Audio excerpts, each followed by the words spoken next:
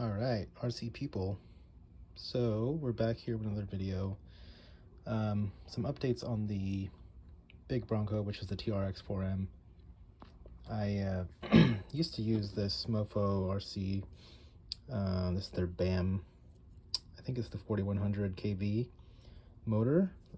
This motor is just a beast. I love using it.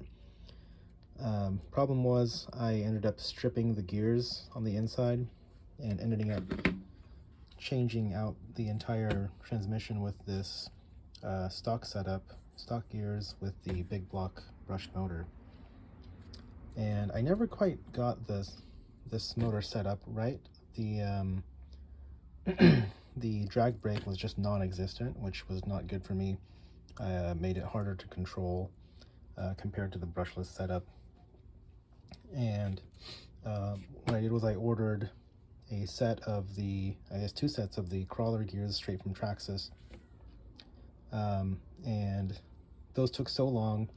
In the amount of time that they had them sent to me, Injora came out with their own hardened steel slow crawler gears, and I ordered those, and those showed up at the same amount of time. So these showed up within a day of each other, even though I ordered this one maybe like a month earlier.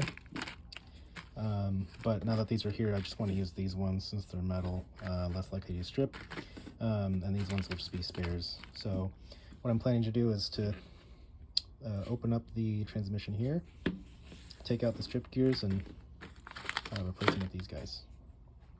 So I've got the gearbox open here for the transmission.